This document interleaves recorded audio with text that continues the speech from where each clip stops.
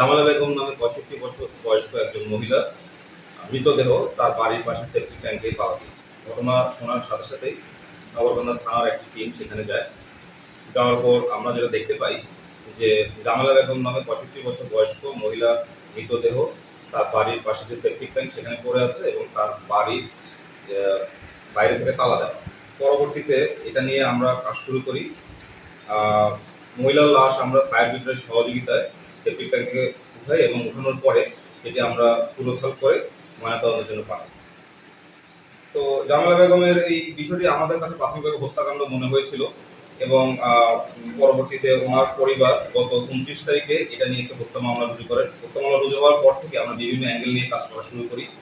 এর মধ্যে রয়েছে তার কোনো পারিবারিক বিরোধ রয়েছে কিনা, সম্পত্তি সংক্রান্ত কোনো সমস্যা আছে কিনা, চুরি ডাকাতি বা অন্য কোনো বিষয় আছে কিনা।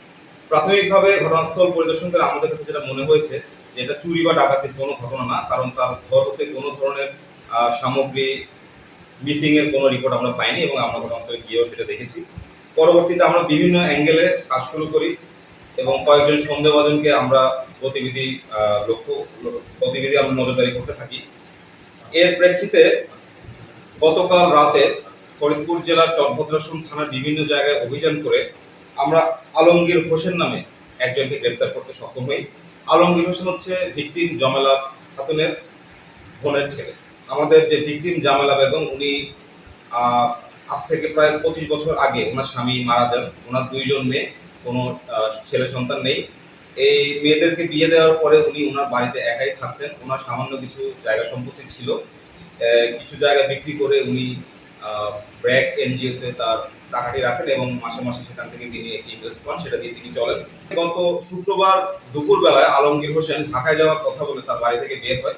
বাড়ি থেকে বের হওয়ার পর সে বিভিন্ন জায়গায় ঘুরে তার খালার বাড়ি অর্থাৎ রাধানগর পূর্ব পাড়া নগরকান্দায়, সেখানে সে এশার নামাজের পরে সেখানে খালার বাড়িতে যায়। খালার বাড়িতে যাওয়ার পরে খালার সাথে সে বিভিন্ন বিষয় নিয়ে আলাপ করে। বাড়িতে যেহেতু খালা একা থাকতো, রাতে খাবার দাবারের পরে তারা ঘুমিয়ে পড়ে।